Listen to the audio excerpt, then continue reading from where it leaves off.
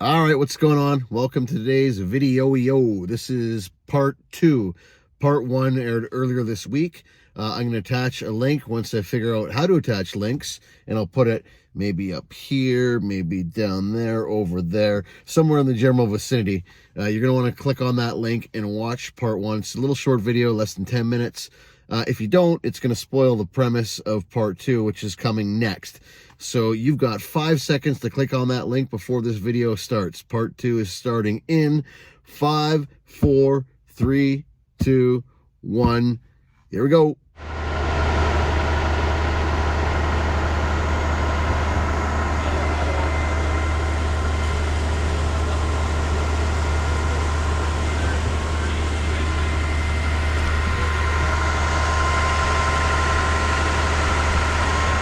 Here we go. Option A it is. If you chose option A or guessed option A, winner. So this is actually gonna work out better than I thought. I've got room here to get the back end up a little bit to get over that tree barrier. I can get fully rigged on this side. Obviously on the front, fully rigged. We'll land an outrigger right around here. Over on this side, we'll land an outrigger right about here. If I get it onto this asphalt, I'm not too worried. This is pretty butched up anyhow, so that's not going to get any worse. I'll put lots of dunnage down. The reason why I sat over that way a little bit is just to keep my pedestal out of that tree as much as possible, and I can get my back outrigger on this side all the way out, and the neighbor can still get in and out of the driveway with their car. Bonus, right? So I think this is going to be a pretty good setup when all's said and done, and recirculating actually won't be too bad of an option either. So I'm happy that we went with option A. I really did not want to deal with traffic in the lane there and disgruntled neighbors. It's just not a good look, not a good vibe. So I'm gonna get this thing all set up here, throw some dikers down on the front to minimize any chances of cracking those sidewalks further, and yeah, we'll check in a little bit here.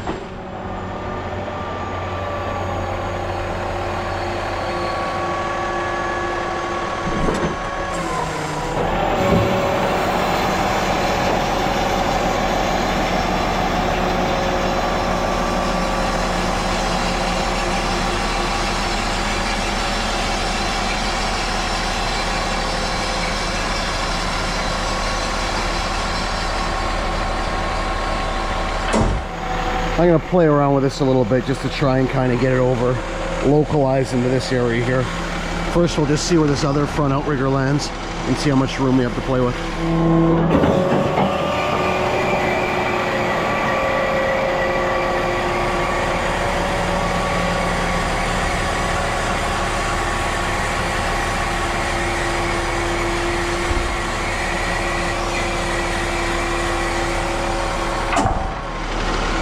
Is about what I'm thinking. I'll try and get that outrigger right on the grass, right on the high part of the grass. Put my dunnage down, it might flatten out a bit, but then I won't end up with weight on the already compromised concrete sidewalk.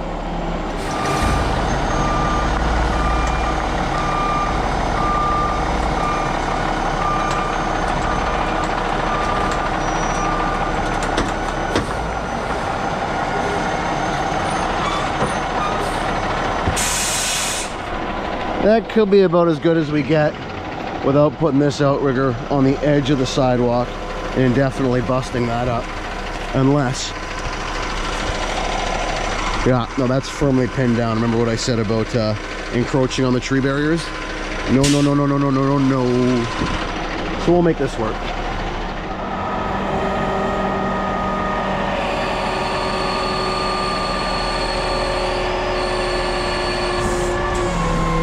Wonderful, like it was meant to be. Okay, we'll throw some dunnage down and rock and roll. All right, pads are in place. Just got to drop the riggers down, and we always start with the low point. We set the low point first, and then we jack the high point. Otherwise, the whole pump just ends up higher than it needs to be. So we'll level out this back end first. Start with the low corner here.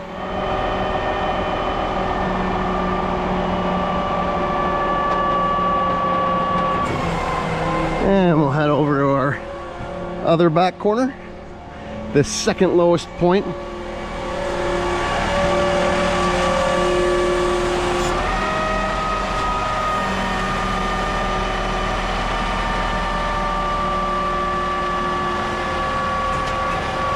And we'll head over to our front outrigger on the passenger side, our third lowest point. All right, we'll load this front one up.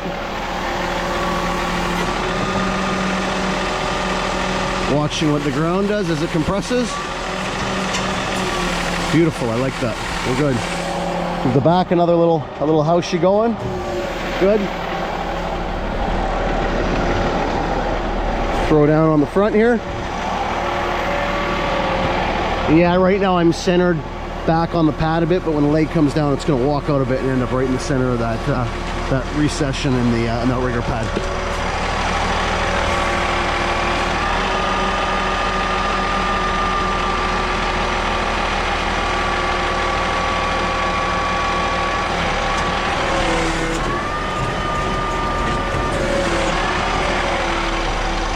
Pretty darn close, right? I wouldn't lie. I would definitely guess wrong, but I wouldn't lie. All right, so just like that, we are all set. We got some nice dunnage on the front outriggers. Truck is within 3 degrees of level.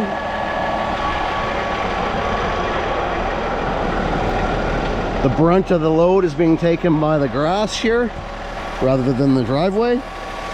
No, I didn't do that. As you can see, that's been there for years. But yeah, we're all good to unfold now.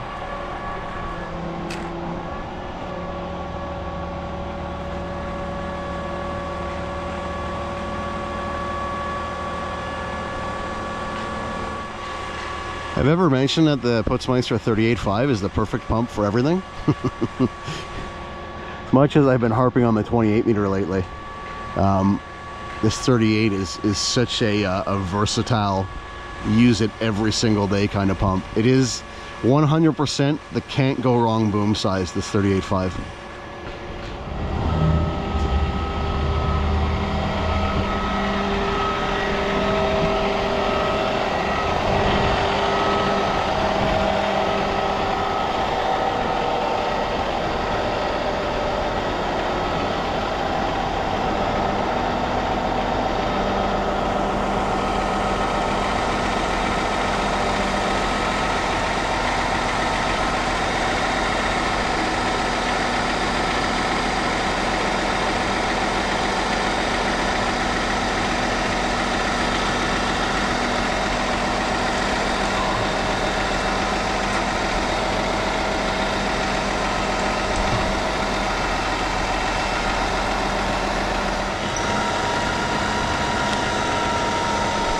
All right, we are unfolded. I'm gonna get my hose set up ready here. I do something a little bit different today. I'll get all my gear off the truck and we'll talk about that in a bit here. All right, so here's what we're gonna do.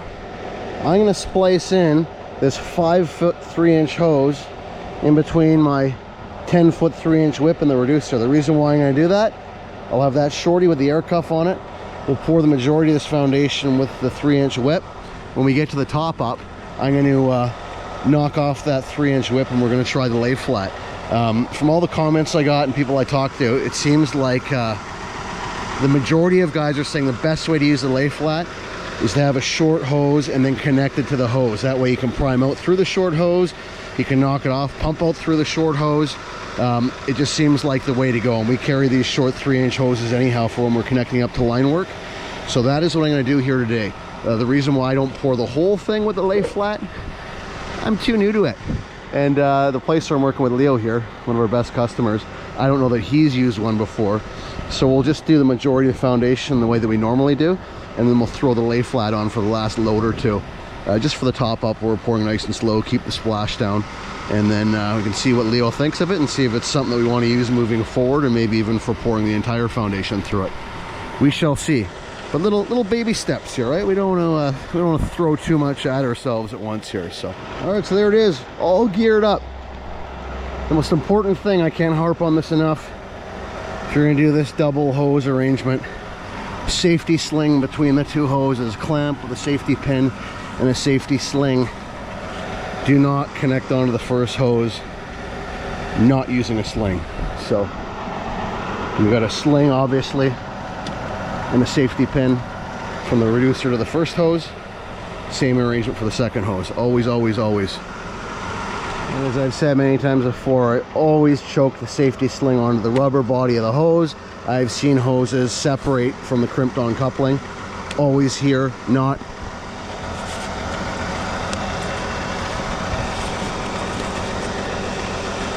Not here.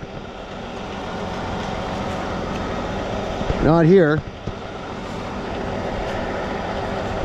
Right here. And of course, before we back the trucks on,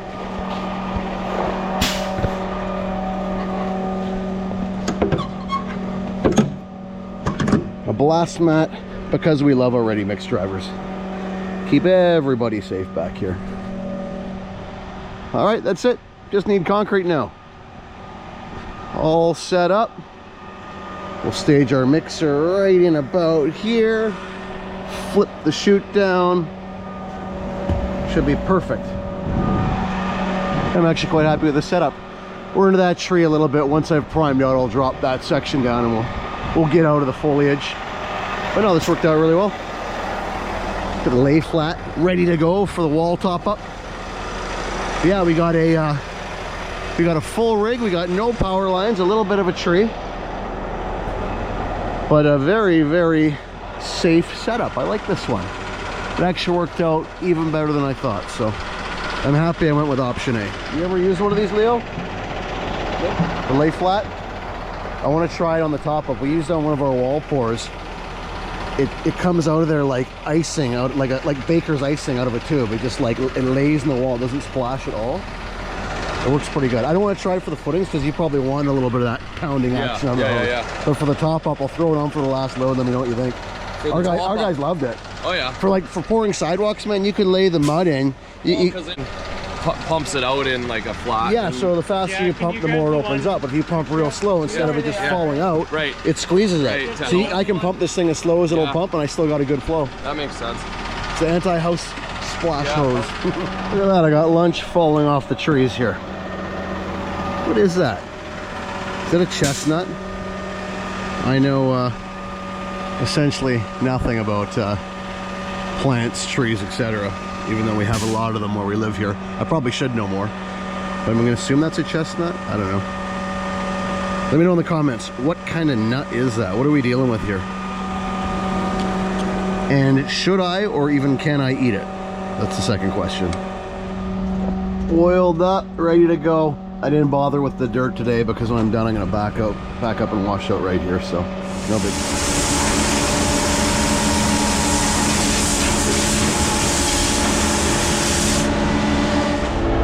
Drop the mud in, let it fall in, push that water up into the cylinders, switch it over real quick. So the first bit through the S-tube is just primer. Oh, it's perfect!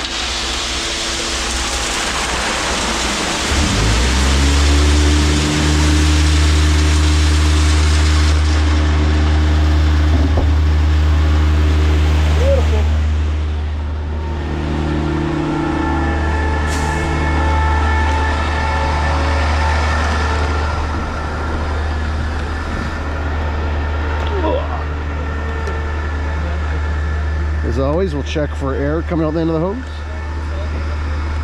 And we got air. That's good. Means there's nothing that's been left in the boom over the weekend. We like that. And I'll just sprinkle the first bit on the hill here. As soon as it comes up and over that hump, I'll throw my volume down to 0 and let gravity do the rest.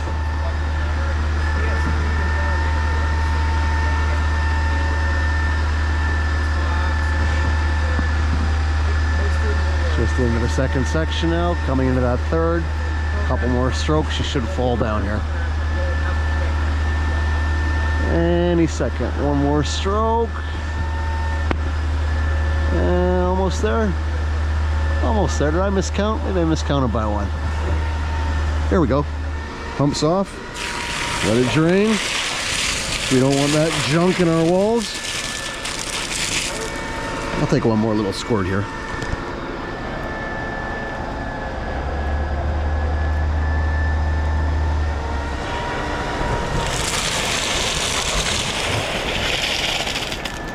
Perfect. Ready for action.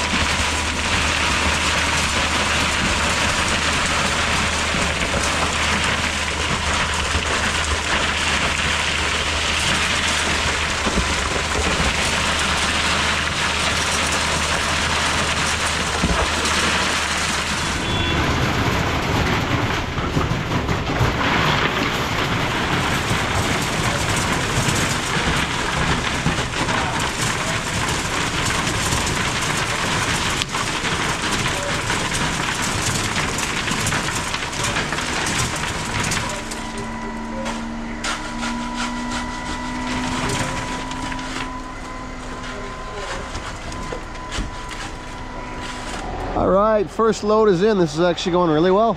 A little cozy with the trees, no big deal. Dunnage is holding strong. Quite happy with how this worked out. So I like carrying the assortment of stuff on the pump that I do. I'm pretty well equipped to deal with most situations. So, oh, I hate those rope handles. I gotta fix that. Yeah, we're just waiting on our next load of concrete here. And I totally can recirculate here. I would just put 4 sections straight up, keep my tip down or over the trees, whatever it may be. Rotate, come down to the hopper. It's totally doable. So this worked out really, really well, which makes me happy.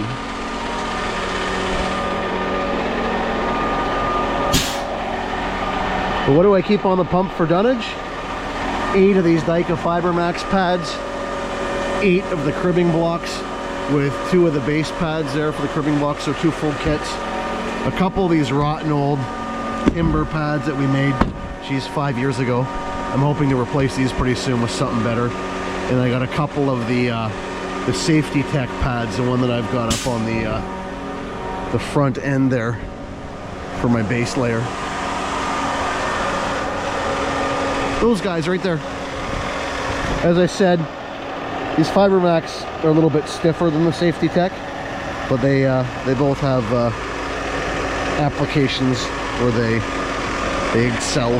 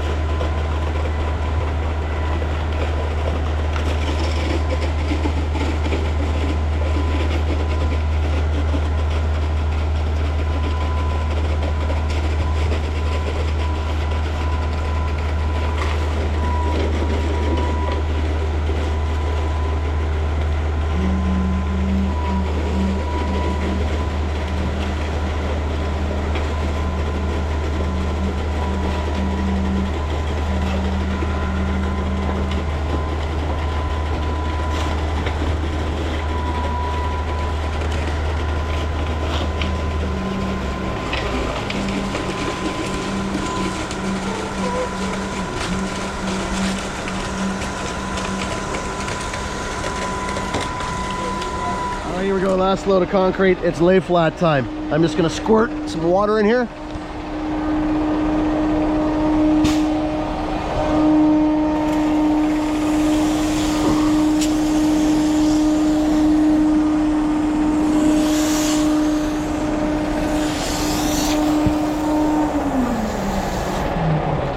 Get her prime, then we'll swing over and throw our lay flat in. Because I got the air cuff on, got this all closed up, I can disconnect this little short whip and there's no mess.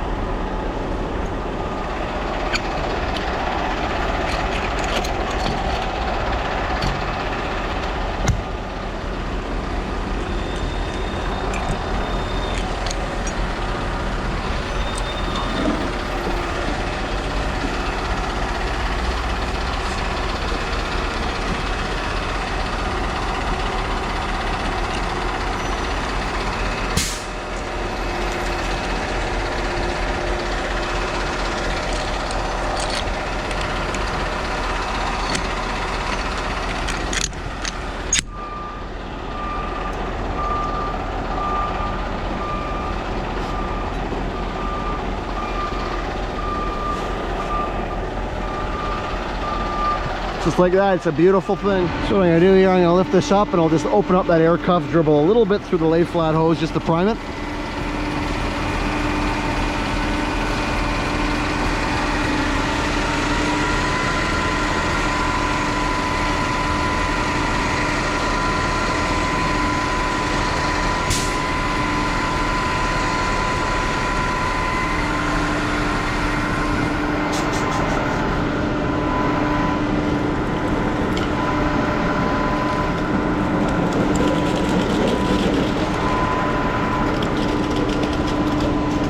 Well, dang it, that works a lot better than trying to climb out with it hooked right onto a reducer.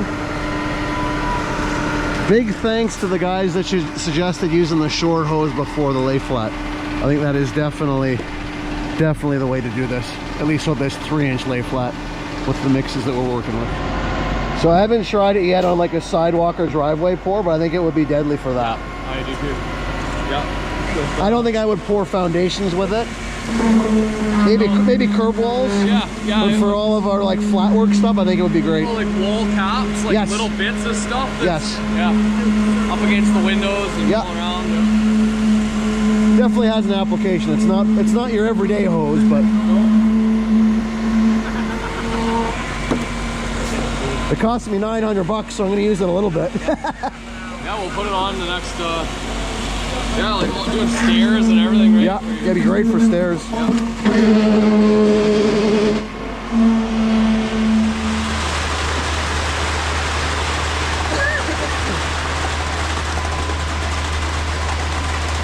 All right, so we are waiting on our last load. We ran a little bit short here, so you know what time it is. It is delay set powder time. I'm going to bring this boom back to the hopper, cycle some delay in it, and I can chill out with ease and peace of mind while we wait for that next load, because it could be up to an hour here. So, like I mentioned before, let's go 4 sections straight up and swing right in between these trees and drop this down and recirculate.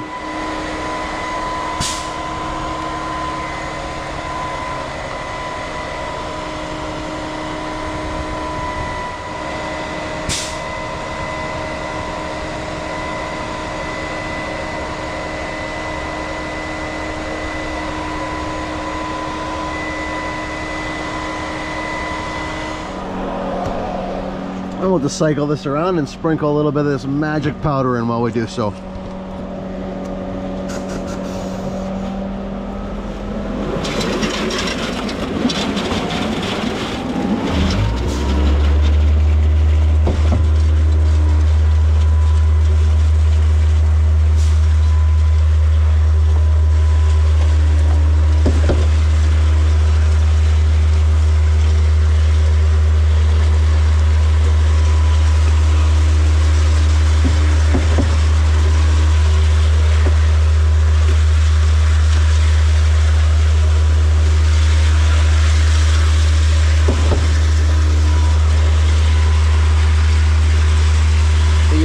Crazy with this stuff. The idea is not to kill the concrete. if you go way overboard with it, you can actually get the concrete to the point where it won't set up for several days.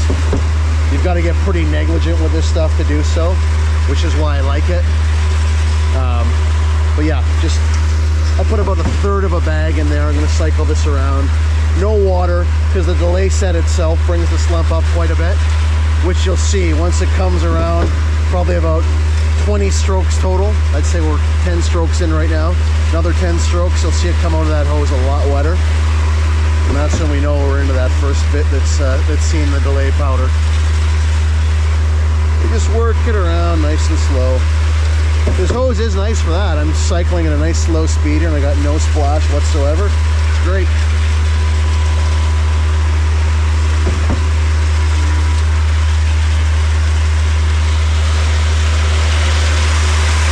And there it is.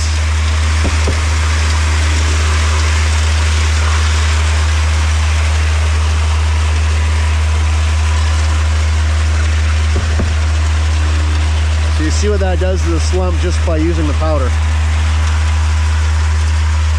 No need for a bunch of water. And we'll work this around another 15-20 strokes, give it a real good mix. I kind of did the Cliff Notes version of this because I need a third hand here. I got a camera, I got a hose, I got a bag of delay powder, I got a remote control, I got a lot going on. But normally I would introduce it a little bit more gradually as I recirculate. But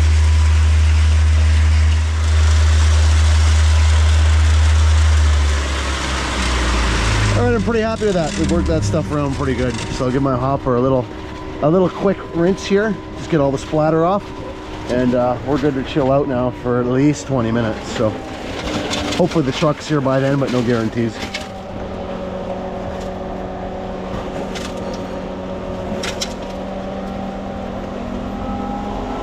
It's a wonderful thing. All right, so what I'm gonna do here, every 20 minutes I'll give this a little spin, and then when our last load shows up here, as soon as he pulls up, I'm gonna give it one more spin, then I'll take the boom around. The reason why I do that, when we start pouring again, I don't like having a bunch of old stiff stuff in the pump for two reasons. One being it's more likely to plug in the hose, and I don't want to plug for safety reasons as well as work smart, not hard reasons. And the other reason is for the placers. If they've got a half a meter or a meter of concrete, stiffer concrete that's been sitting in the pump, and we pour that into the walls, now they've got to contend with that and they've got to vibrate the heck out of it to make sure that there's no honeycomb and whatnot. It's just better for all parties if I cycle this around one last time as close as possible to when that next truck starts discharging into me. So something I do, something the placers like. Safer, better finished product. Takes a little bit of time, but I think it's just better for everybody, in my opinion. Feels like a magic trick or something. With a hose? Delivering concrete in an envelope. Take it out of the envelope. Express mail. Or something like that. All right, just like that, we are done. So I'm gonna flip the lid down on my hopper, pump out here in the dirt, do the sponges, do all the fun stuff, and we'll check in one last time here before we roll on out. Those times when it's like 5:30 at night, you're at a restaurant with the family sitting down, and you see a ready mix truck drive by with the tag axle down, and you're like, I feel sorry for those losers. Today we're those guys. I know. I know. It's different when you're out there though. I know. Yeah, it's great when you're out there. I know. No, that's like you said, man.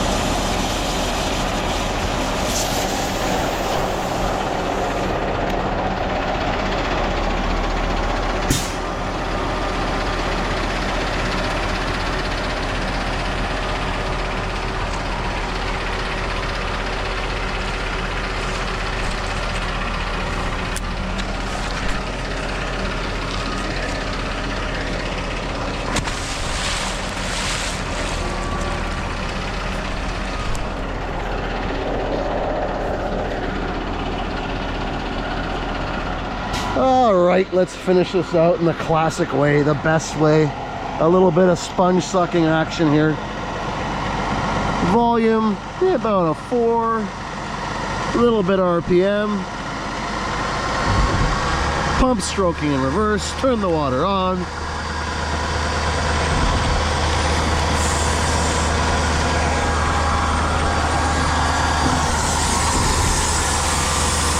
And I'm only going to do one ball today because this thing is going out first thing tomorrow morning for another foundation, and this is just a low cement ratio foundation mix.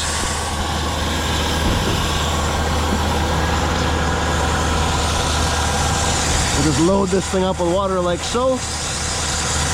Like I said, one sponge is fine for this mix. It's all situational.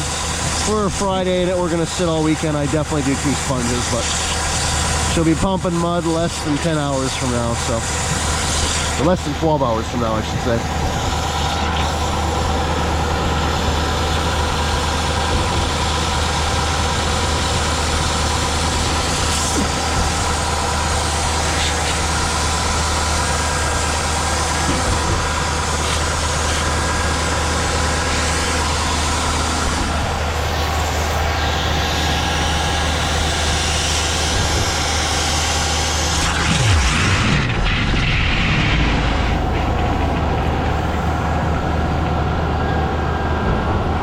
Tell me when you hear the echo of that sweet sound of the ocean.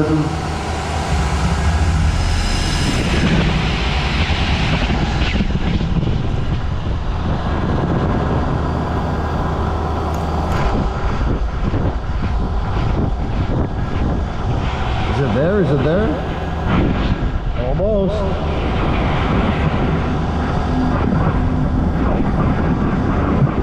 There it is. A couple more strokes just to be certain.